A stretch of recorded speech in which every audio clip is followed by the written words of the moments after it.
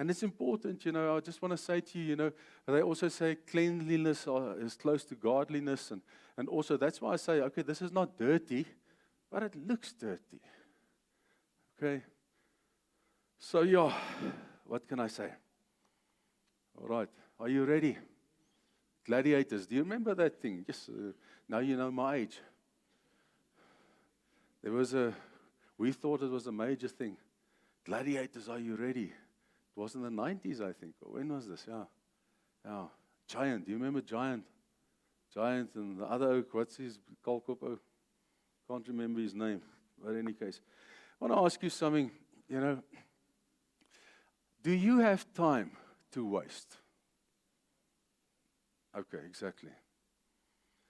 Do you want to keep yourself busy with useless things? So, time is life. And it is so important, especially when we are busy with the Lord. And you know what? Our lives is supposed to be the Lord. And it is so important that time that we spend and the way that we do it in the right way. We don't keep ourselves busy with nonsense. And that's why we're looking at the promises of the Lord and the fallacies of man. Because, Paul speaks in 1 Corinthians 9, 26 to 27, and he says, don't be like a man who just punches in the air. He's talking about shadow boxing. The fact that you're hitting, but you're hitting nothing. You're just hitting air. So I don't know if you have the energy and the time, to constantly just strike in the air. Every punch that you land must be a strike. It must be a strike. And I think the Lord, I don't know what the Lord thinks about this, but I've heard many and I've seen so many things in my life. Do people misunderstand the Word of God? How they think certain things are true and then, they live in a certain way. I hear them saying certain things and so on, which sounds wonderful. It sounds wonderful, but it's not the truth. It is true. A lot of things are true, but it's not the truth. And then they pray it, they stand and they fast and they whatever and they shout and scream and so forth. And at the end of the day, nothing happens and then they've asked themselves, but, where's God? Does He exist? What is the story? And then other people come, the pastors come, I heard this as well, that certain things happen in your life because of certain things that you have sinned. Okay? God heals. Why would He heal a person who doesn't know Him and is a sinner? Okay? Then He wouldn't heal any sinner. He wouldn't touch any sinner. The bottom line is, God is sovereign. He does what He wants to. Just because, and then another thing is, I've seen good people, beautiful Christians, awesome people, which really, truly walked the road with the Lord, dying terrible deaths, and God not healing them. And I'm just sharing here and there something with you. Why? What's wrong? Because, is it a lie? Is God the healer? Of course He's the healer. I mean, it's one of His covenant names. He's the healer. Does He heal everybody? No, He doesn't. I've seen it throughout my life. No, He doesn't. Why not? Why not? Well, that's His good prerogative to decide who He heals and why He heals them and why He does not. That's why I am man and He is God. So what we need to understand is how we approach God, how we approach the Lord, for example, healing.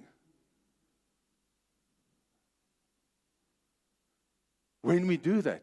Because I think many a times we come to the Lord in so much pride, thinking that we are quoting Scripture or we're demanding certain things from God, which He actually never said He will do, or for you, but maybe for another guy. And those things we don't understand. We don't know the Lord. And we don't honor Him for who He is.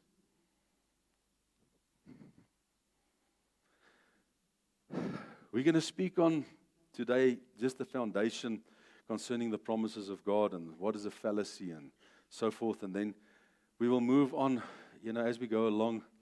What did God not promise? Like next week, we will speak about what did God not promise?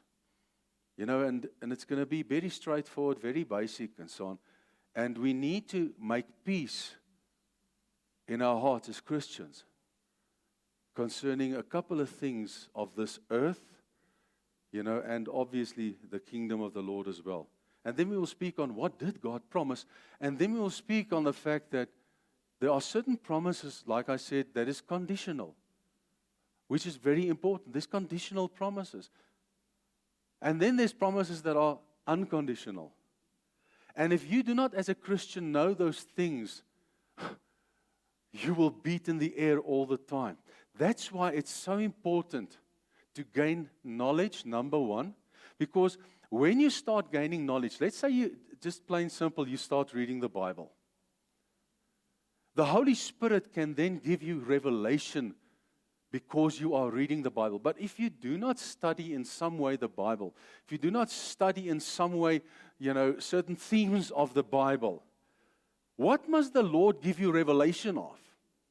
That's why we have such a great revelation of this world and the ways of this world, because we know this world. And we've been studying the world's ways since we were born. So it's necessary that we study God's ways and then allow the Holy Spirit in the Word that He gives us or that we read to show us out of the Word, what He wants to show us. But if you do not study the Bible, do not read the Bible, there's nothing to reveal. There's nothing. Okay. So these things are important. That's why the Bible school is so important. That's why we do it. If there's one thing we push in this place, it is the Bible school. Why? Because I know God can do something if somebody just commits to being taught the Word. Then I know just being in that environment can do something for you. Okay. Right, let's go and have a look. What is a promise and what is a fallacy? Okay. A promise is a declaration or an assurance that one will do something or that a particular thing will happen. Now, I can tell you something about my God and your God. We serve the same one, I trust. He's not a liar. Okay? He does and fulfill His promises, but He does not fulfill something He has not promised. That I can also guarantee you. We must understand that our God has a specific character as well. He has a specific value system, okay, and He has specific ways. So just because God has a good heart, okay, and God is a God who wants to bless, okay, I'm going to say this. It does not mean that He has to bless.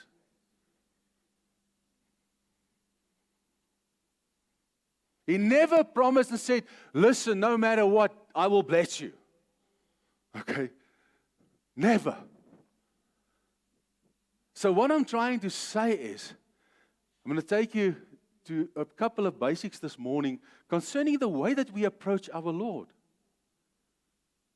Wanting these things and quoting Scripture and trying to convince the Lord to give us something. So what I want to do here is to start off with, the Lord is not a liar, and that which He has promised, He will give. That you can know. That's a guarantee.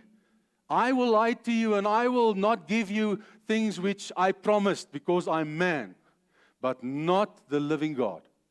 So you can stand on that. And when you are sure, before you start praying, you make sure this is a promise to you and to mankind. It was not a promise only to David or to this or to that. It is a promise to all mankind, to His children. Whether it's Old Testament, if the Lord speaks in the Old Testament of His children, I'm included. Although I live thousands of years later, I can include myself if He speaks about His children. Okay? But if He spoke to a prophet, Okay? If he spoke to Elijah and said, listen, you will command it not to rain, he didn't say it to Andre. So I'm just stirring your mind a bit, to just think a bit. Because we are very quick to take any scripture because it's in the Bible, okay? It is true, but it's not the truth. There's a difference. It's the truth that sets you free, not something that is true. The truth sets you free. Okay, very important. A fallacy is a mistaken belief, what we're talking about here.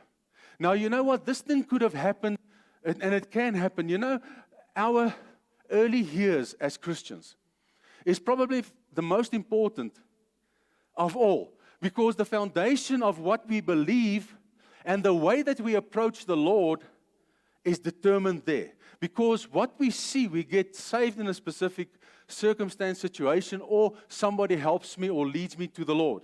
And then you will find, because they led me to the Lord, or because I got saved in that church, I take what they say as gospel. It is your responsibility. God is going to hold you responsible, okay, for you and for what you believe. He will sort me out and every other teacher and whoever it might be. Yes. But at the end of the day, you will not be able to stand back and say, listen, but this guy said so, that guy said so.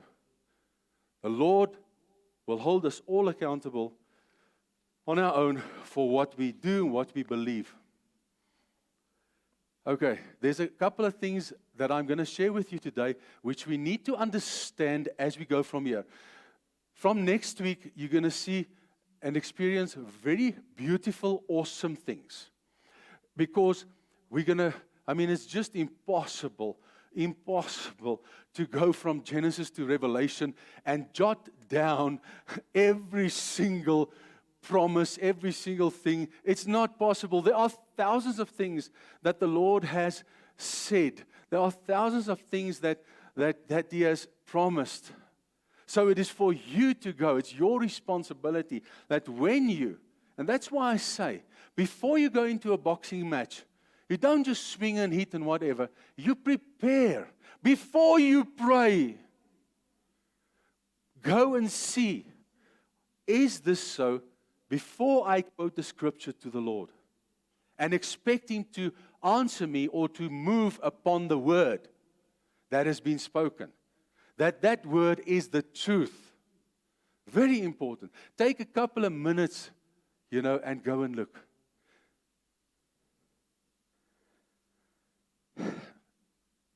Only God, your Creator, knows your road. The biggest problem that God has with man is that he thinks he's in charge of his life, and he thinks he plans his life. We send our children to primary school to prepare them for life, for the future. Then we send them to high school, and then after that to varsity and so on, and we decide on what we feel in our hearts we want to become. I want to become this, or I want to do this, etc., etc. And many of us, like myself here, okay, I was called before time to do what I'm doing. He created me for this. My ways and decisions before I got to know Him was in a totally different direction. Okay? And when I got to know Him, immediately that thing changed. Immediately. So what I'm trying to say to you is, for us who are sitting here, who have children and who have grandchildren, it is a great responsibility for us to open our ears and our eyes from the fact that our children are small. That's one thing I can say about my son. Okay, him and his wife. I'm very proud of them. Their children are teeny-weeny small. Okay, they spend time with those children every single day. When they get home from work, at least I hear them 2 hours. There's at least 1 hour of reading. Not only the Bible, I'm talking about reading, spending time with them. Okay? And another hour or so playing and just with them and just enjoying them. Every single day. And then after that, they don't watch TV. They go and bath and sleep. And they sleep at 8. But every single day, they don't miss. And I've spoken to him, concerning a couple of things about his children and so on, concerning this important thing here, is to, as soon as possible, see who that child is and asking the Lord to show him and her, what are the gifts that God has given that child? Not what you want that child to be, but what has God given that child? Because we need to discover them. They're not just there. You need to discover. And it's important. It's our responsibility to do that. And then, by the guidance of the Holy Spirit, we will place them on the right track and the right way and help them and assist them. And God will take it from there and open doors and do whatever He wants to, because they're in the right groove. In the right groove.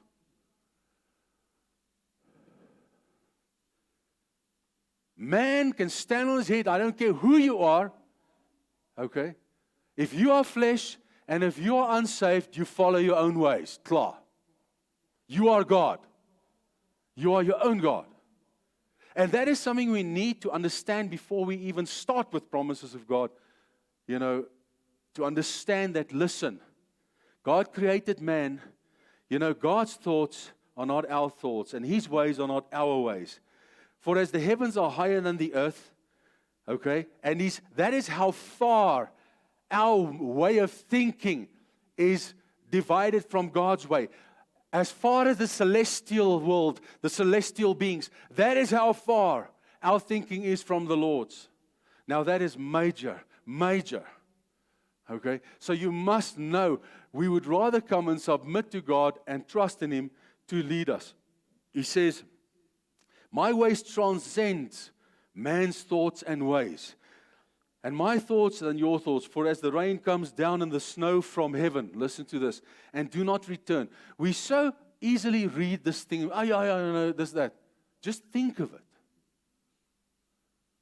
The rain and the snow comes from the air, does not return. Okay, and God says exactly that same way. My word, listen, and that's what I want to say to you now. When He says my word, He says my promises shall not return void. It shall accomplish which I have sent it forth to do. But that is my promises. Not your fallacies. My promises. So God gives us a guarantee that His truth will prevail, no matter what. Okay. And then He says, so shall my word be that goes forth from my mouth. It shall return to me not void, but it shall accomplish what I please, and it shall prosper in the thing which I sent it to do. Okay. Jeremiah 10 verse 23, and I gave it in the New Living Translation and the New King James, because the translation said it so beautifully. Oh Lord, I know the way. Jeremiah, the prophet of God, okay, says the following under the inspiration. He says, I know the way of man is not in himself. Okay? The way of man is not in himself. It's not in man who walks to direct his own steps. It is your Creator that directs your steps. And if you don't allow Him to direct your steps, okay, you will be on the wrong road. And I'm not talking only about being saved or not saved. I'm talking about doing the wrong things. And your road will be a road of destruction. Klaar. That's it. We must know who we are, and we must know who He is. Very important thing. And I'm speaking now, even when we started last year, concerning what is faith. Believing God for something or believing God. Declaring that He is the God of grace or complaining the whole time, Lord, give me grace, or give me, this or that. If you do not understand that He is the God of grace, you cannot ask in faith for grace. You need to confess what He is and who He is. And then by confessing those things, you believe it. And by faith, these things manifest in your life. That is what faith is. By confessing, He is the healer. He is the healer. Lord, you are the healer. Okay? You are the healer. You can do anything. Not thinking by how much you ask, or how deep you ask, or how hard you pray, or how hard you fast is going to convince Him, okay, now that is enough. Okay, now I will heal you. No. These things are about understanding God's grace and understanding who He is and what He's able to do. There are many things you will learn now which you don't have to ask God for. And I'm just going to throw it at you quickly.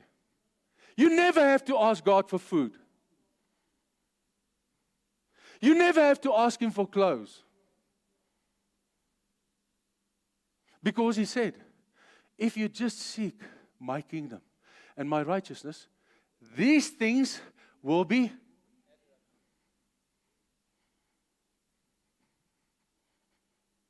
So, something is wrong.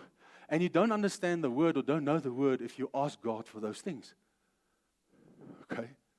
Do you understand what I'm trying to say to you today, church? Do you see? I don't care who you are. Every single human being and child of God on this planet will stay a student until the day that we leave this planet. You never know enough. You never know too much or deep enough. Not me and not you. And it's that knowledge and that dependency which I'm talking of here that keeps you on the right track.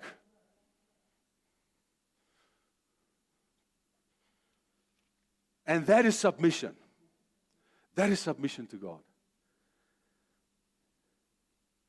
And the New Living Translation is beautiful. I know the Lord, that our lives are not our own. This is so beautiful, New Testament. My life is not my own. Okay? We are not able to plan our own course. Oof. I cannot but say the following. A Christian is supposed to live a reactive life. He's supposed to act upon what the Holy Spirit inside of him is saying. The Holy Spirit does not follow you. He is the good shepherd. You are not the shepherd. So He leads and you follow. That's why it's so important, it's vitally important to do your utmost to try and listen to Him and to hear and to follow Him as best you can. As best you can. And by acknowledging your dependence, as the scripture says here, that Lord, I don't know what the right way is for my life. Please, you guide me. That is the right positioning for any Christian to be in. That's why Jesus came and said, listen, you cannot say you're going to be here tomorrow or there, okay? You cannot say you're going to live the next 5 minutes. That is to be prideful. And then you can be the nicest person and people can say, oh, that's such a humble person. How can it be pride? It is. It is. Don't manipulate or twist God's word to suit you. I've seen in the past, I've seen this thing. People are in need and then they start doing things, they start quoting specific scriptures and so on to suit them and to suit their circumstances. Can I tell you one thing? I'm going to be very plain this morning. May I be like a child? Can I? May I be like a child? Okay. Rather come to the Lord without quoting any scripture. But you come in true humility and dependence upon Him. Like a child would come to his father, saying, Lord, I need you. I can't. You can. Instead of being fancy and quoting lies, God will rather hear you there because the heart and the attitude that you're coming with is pure. Not fancy, not convincing. You cannot convince God. How do you do that? God's not going to act upon your powerful revelations. He's not going to act upon how many scriptures you can quote. He's going to act upon your heart. And whether you are truly sincere. That's what God acts upon. That's why I said when I started the service just now, my family, which I love so much, if there's one thing you can give me that will give me great joy, is just sincerity and true love. That's all. Being sincere with one another, loving one another truly. Okay? And that's it.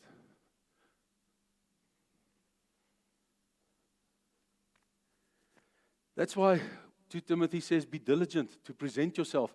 Do you know that you present yourself every day to the Lord? Do you know that?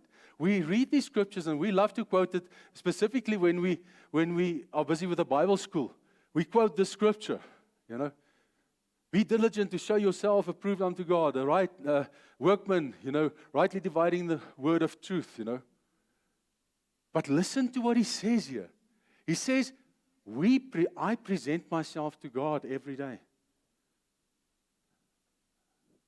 So you must know you are accountable to God for your understanding, you know, and your knowledge of the word. You present yourself every day before God in that way. And he says we need to be a worker that need not be ashamed. So there are workers that should be ashamed, okay, of the way that they work with the Word of God. They should be ashamed. But we should rightly cut the Word of God. Rightly cut it. Hosea said, my people are destroyed. It's actually, I looked at that. That word destroyed means to fail or to be brought to silence. So, because of your lack of knowledge, you are brought to silence. So there's no boldness. You are actually not righteous because the righteous is bold as lions. So if you are not necessarily bold, I'm questioning your righteousness. Because the Bible says the righteous is bold as lions. And I'm not saying bold in the sense of groot bek. And, you know, that's not what I'm trying to say. Boldness is an attitude. It can just be a posture. It can be a body language. If you walk like this, you're not bold.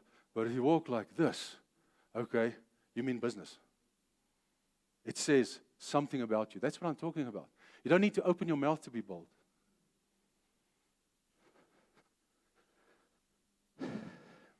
Two Corinthians here, very important. I want to show you something here. We read past the scriptures and we don't know what we're reading. For we are not, as so many, Paul says here to the Corinthians the following. It says, for we are not, as so many, peddling the word of God, but as of sincerity, but as from God. We speak the insight of God in Christ. Now, I had to look at that. What does that as so many mean? Listen, he's speaking to the church here. Paul is speaking to the Corinthian church here, okay? And he's saying, for we are not as so many. He's talking about that many means the largest amount of people. The largest amount of Christians peddle the word of God. That's what that scripture is saying. The largest amount of Christians is peddling the word of God.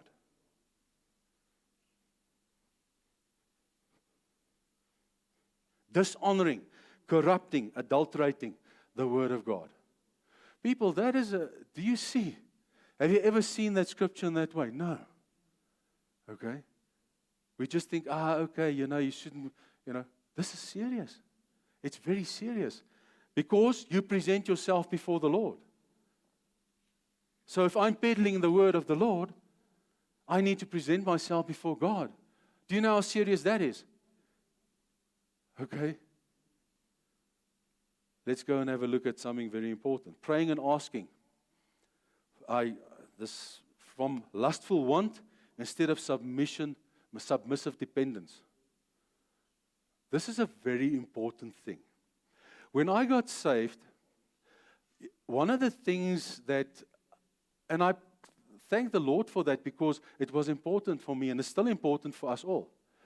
The authority of a Christian. We need to know that we have authority and we need to know what that authority is. Because man in his flesh, as soon as authority is given to him, dan ruk hy die dam onder die eendheid. Then he overstates it and he feels he needs to prove it and he feels he needs to take authority. Okay. And that is where we miss it. It's just there. Okay. If you go and have a look at Jesus' ministry, very few times he forced down authority. I don't know, the temple where he actually, waar die ouens pak gegee daar rond, the maze, then I remember times where they wanted to stone him, he didn't say a word, he just walked away and they couldn't touch him. He took authority. How did he do it? He didn't say a word. You know what? He knew he was the Son of God, and he knew who he is. Okay? He did not need to say who he was. He did not need to say, do you know who you're dealing with here? And that is what we would do. I am your boss. Or I am this. Or I've got the authority here. Keep your mouth shut. Okay? Do as I say.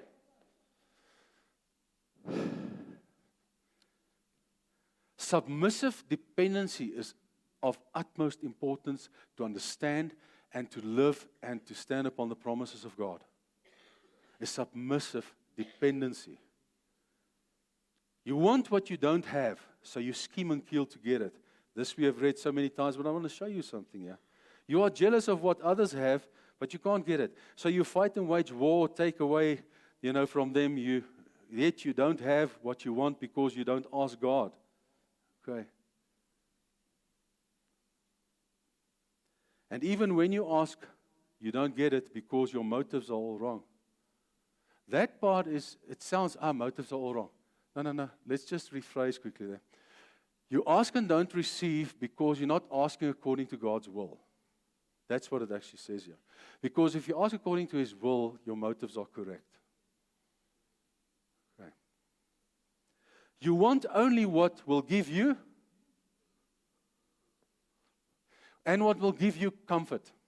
What will give you pleasure and comfort. That is what you want. And it's so incredible. I had a look at that word pleasure there. It speaks about harmful things. You ask God for harmful things that'll harm you. You don't think so. You think that comfort, is part of the Lord saying, I'll prosper you. No. Let me tell you something. We're going to touch on financial prosperity. Okay? And just by touching on that subject, according to the Word, 50% of the church will be disqualified. 50% of all preachers, according to me, will be thrown in hell. Not according to the Lord. Or should be thrown in hell. Now already. The earth should actually tear open and suck them in. For the lies that they promote. And the people, thousands and not thousands, hundreds of thousands, millions of people just follow like sheep. Instead of asking questions, instead of looking at the Word of God. You know, because God is a God that blesses us. He wants you to prosper. But when man uses the word prosper, he only sees dollar signs. When God uses the word prosper, He speaks about your spiritual well-being and He speaks about your health. Those two things. Then in another word He says, you cannot serve two masters. You cannot serve money and me.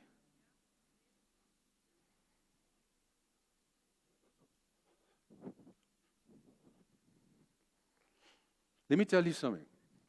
Whilst we just on that quickly. And it's not for today, but I just want to say this.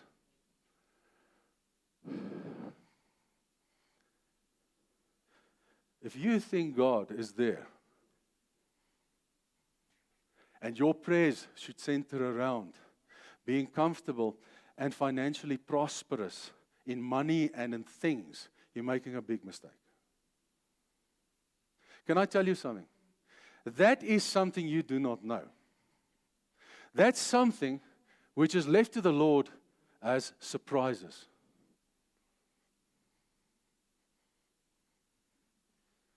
You know, my children, then I must be a better father than him. That's a radical statement to make in the way that I think. Because when I look at my children, I will never allow one of them to suffer. No matter what I do. I want all of them to have enough. All of them. Okay? I want all of them, at least to drive a car which is okay. Which can bring them from A to Z, which is not a thing that will let them stand next to the road. I want all of them to have a house. Okay? But for me as a father, to dream for my children, I told you just now my value system with their children, with their little ones. That makes me happy. When I die one day, that is things which I want to remember on my deathbed, is I've left them Jesus. Not I left them houses and cars and millions. I left them Jesus. So that is my heart for my children. I know, I don't care who they are. If they receive Ferraris, and if they do at the wrong time, they become millionaires and they do not have the character to handle those finances, okay, they are doomed. So my dream and my heart is not for them to be multimillionaires. My dream and heart for them is to serve God with all that they have. Because I know if if they do that, He will supply whatever is necessary for their whole lives. Whether it's a lot or little, it will be what they need. And if He decides to give them more than what they need, He will know that they will be able to utilize those funds for the right things. So sorry, my children. I'm not praying for you to be multimillionaires. I'm not wasting my time. I'm praying for you to be righteous.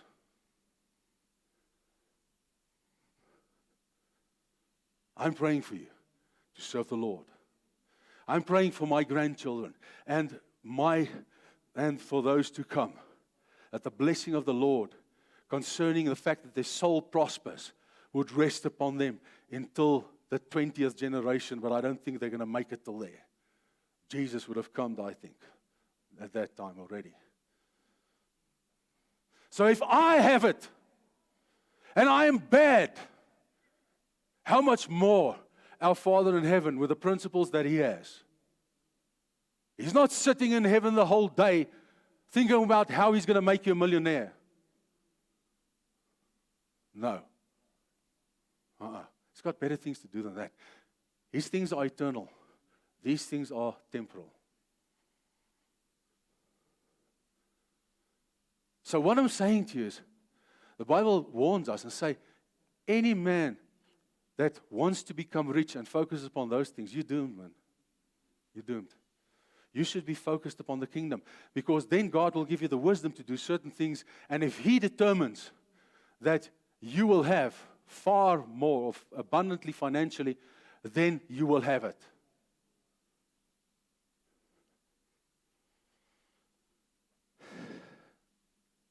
And then preachers come and say, listen, the more finances they can suck out of you, and they've got aeroplanes, and they've got this, and they've got that, okay,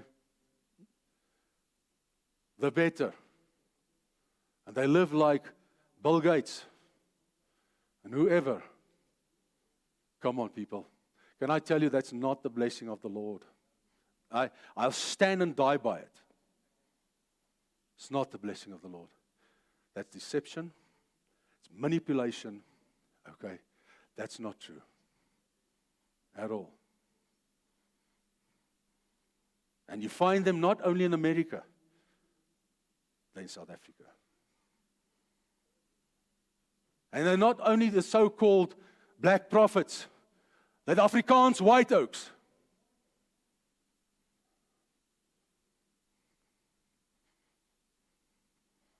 Sin is sin, no matter what. And you can't hide it.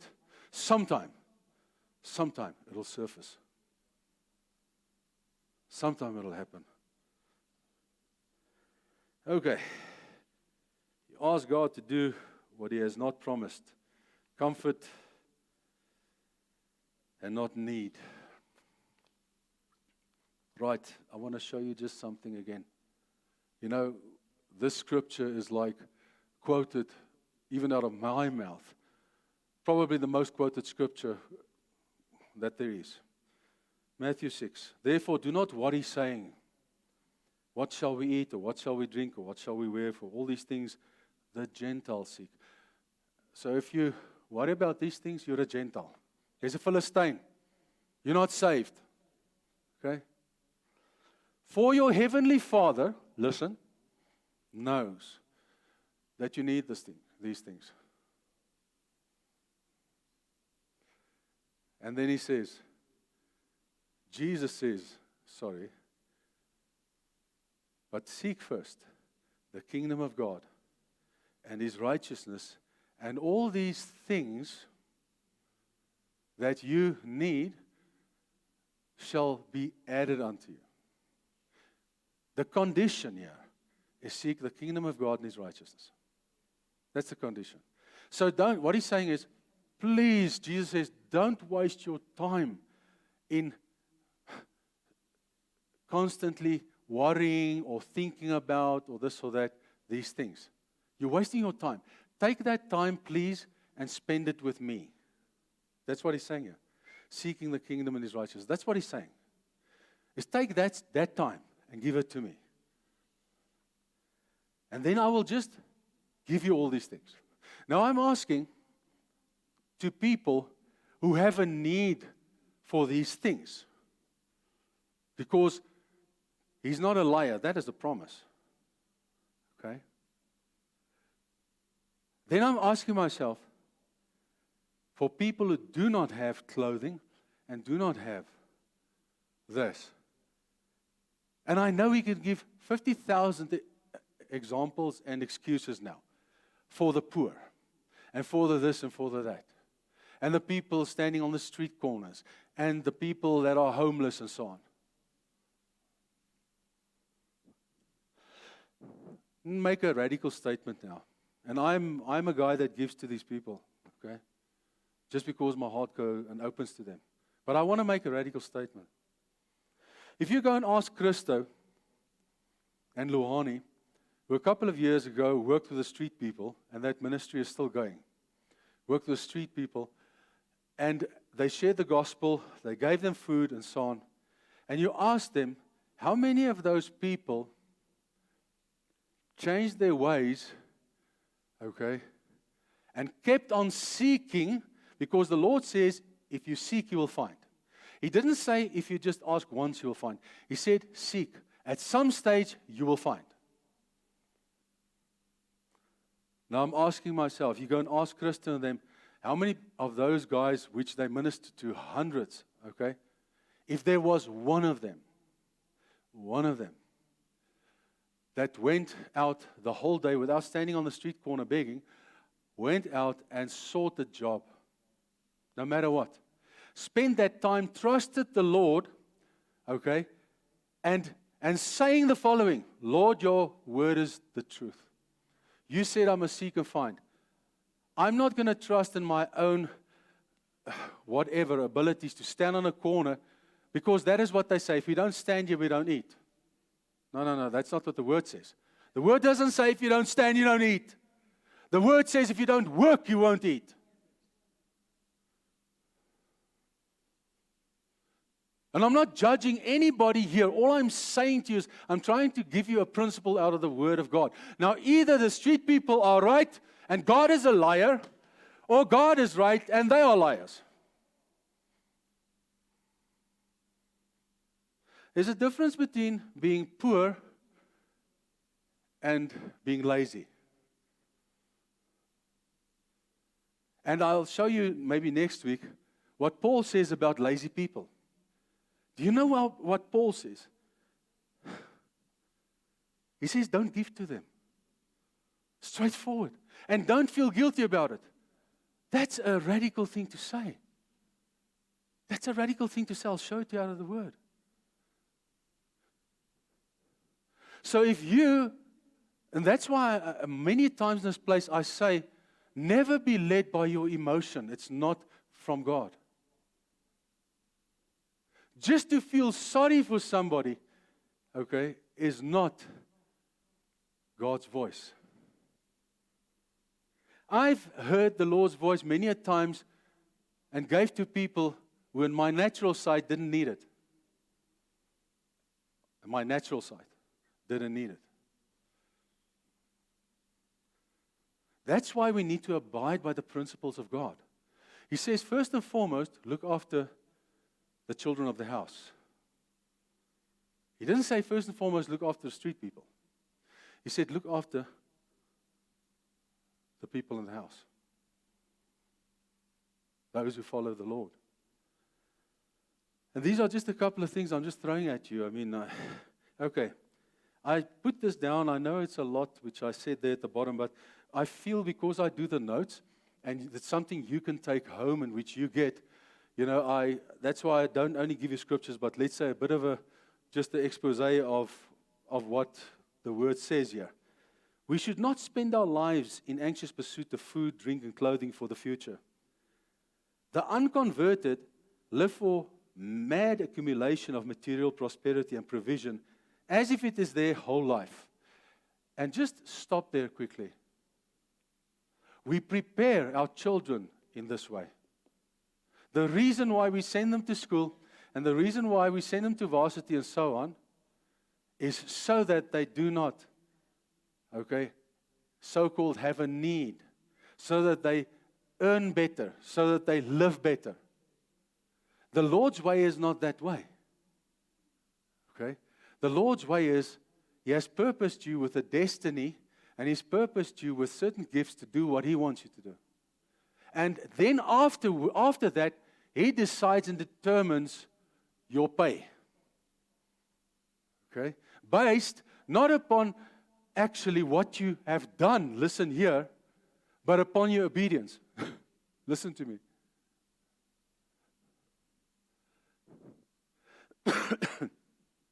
The fact that the laborer is worth his wage. Can I tell you something? Many a times in my life, certain things fell in my lap. I didn't deserve it. I didn't work for it.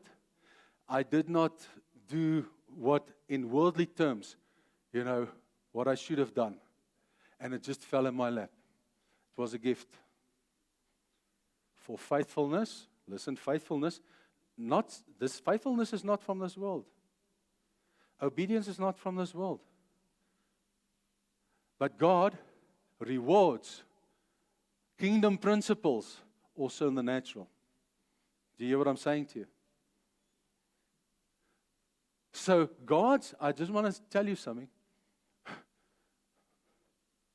God's terms concerning giving to you Here, listen, if he says, you shall not or eat if you do not work, he did not mean, listen, working for a salary, or working for a boss, or working a job someplace. It's a universal principle. There were many people, and are still many people. I mean, what do I do to deserve a salary? Come on. We're not selling a product here. We are not selling and making money here. So, what do I do to deserve a salary except preach? We cannot make money out of me because I'm not preaching the prosperity gospel. So sorry, you guys. Okay? So I'm not a money spinner. Am I working? Yes, I'm working. Am I eating? Yes, I'm eating. Okay? So how is God providing for me? Except now through my wife. I mean, she's a money spinner. Cut that out, the video. I was joking. But what I'm just trying to say to you is, God is providing for me through you. Now, okay. Now, you might not be preaching today, or you might not be in my position. But if you sit at home doing nothing, you will not eat. But I can tell you one thing. If you are healthy and you can go out and you can do anything, go to a car wash, okay? And tell the manager there, I'm here to work for free. Okay? Because I do not have a job, but I'm prepared to work for free because I just feel that's what I need to do. Can I tell you what's going to happen?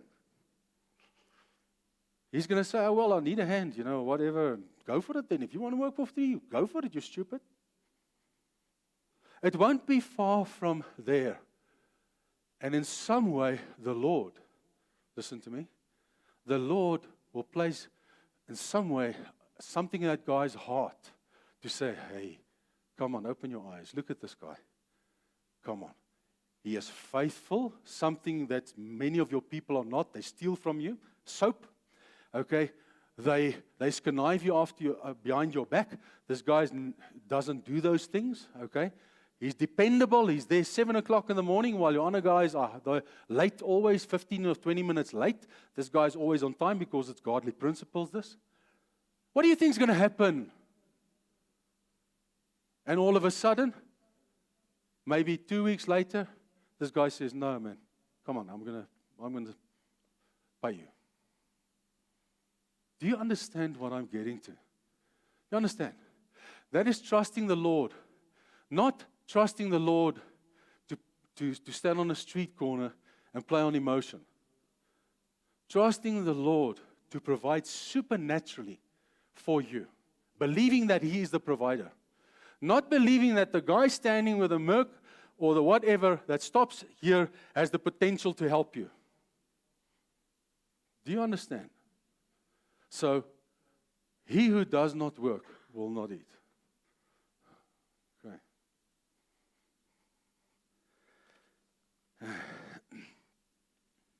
But I should not be so with Christians. It should not. We have a heavenly Father who knows our basic needs and promised to supply in all our needs.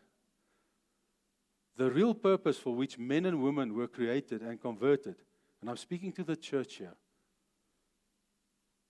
okay, would be bearing the divine image of God, Christ, living for an uncertain future.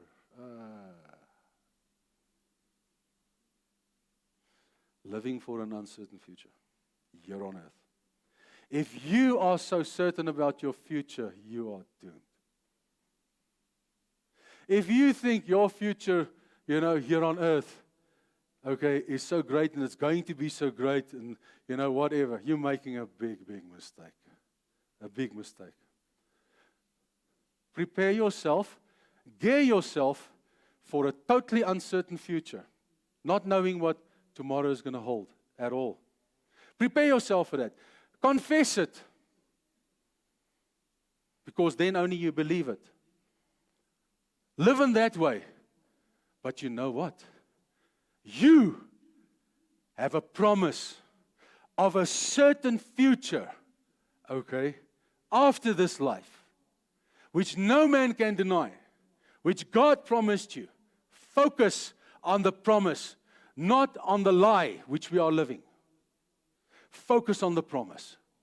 Focus on the certain future. Focus on the principles of the kingdom. Focus on these things. Okay? And leave this earth and how and what for the Lord. Because you've got no clue in any case. But if we think we have a clue, or we know the way, or you can actually plan ahead, or this or that, already God is not in the picture, people. He's not in the picture. That's not His picture. That life we've laid down, supposed to have.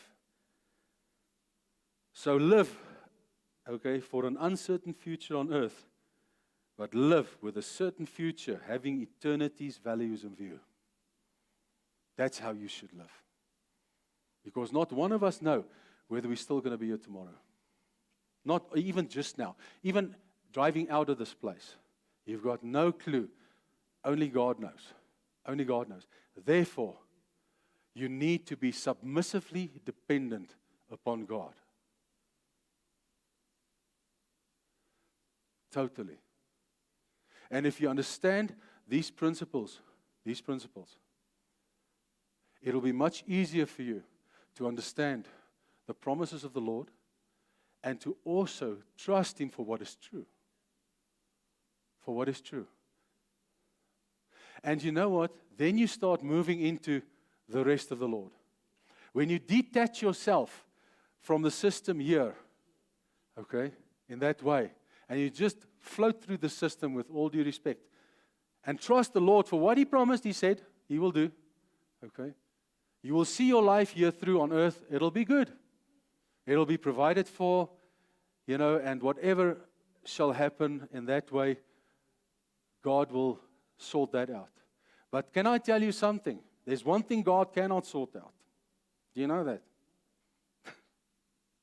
What, Pastor? God is almighty. I know. One thing, and that's your decision, okay? To love on Him. Your decision to live according to kingdom principles. He cannot and He will not force you. That's not who He is. To do those things. He wants you to do that out of love. He wants you to do that, out of truthfulness, out of sincerity. He wants you to do that. And then His heart pumps. Then His heart pumps. That is what the Lord wants. Then your motives are right and wonderful. And we have, like I say, we have here. That's why God determined one of the main reasons, a body. Because the body is not supposed to allow that the arm or the leg or the whatever suffer, and the other part of the body is just 100% honky-dory. No. God supplies through His body. Okay? And that is why it's so important as well that we are honest with one another. And you cannot be honest with one another if we don't have the relationship. That's why I appreciate it when people come and are honest with me and say, Pastor, I'm going through such a difficult time and so on. Goodness, I need help, man. I truly need help. For me to help, or for me to motivate our people to help, if you are not a lazy person and you're not a conniver, if you're a conniver, I'm going to say, sorry, but sort out your conniving and then we can talk. Okay, or your laziness. But sometimes life happens with all of us. And we go through difficult times. And that is why the Lord gave us for one another, so that when we go through difficult times, we can stand by one another. That's one of the greatest purposes of the body of Jesus, is to help one another. Now, I'm sitting here, we're sitting, let's say, with 150 people. Listen. There's no reason why one of us should be without food, should be without lodging, should be without clothes. Because there's 150 of us. If 150 of us lose our job today and we don't have a job for 6 months, okay, I understand. But you tell me, have you ever heard of that? In COVID, yes, something like that happened. And what? Are we still here? You don't look so thin to me. You don't look undressed to me. So, and that was the whole world in a situation. Okay?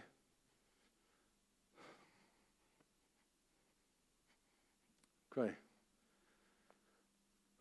Love you lots. Fluit. Dis die storie. Okay. Yeah. Pastor Eddie, can I ask you, no? I know you're going to, but won't you please also do the communion for us? Is that all right? You're the Bible school pastor. You need to know how to do it.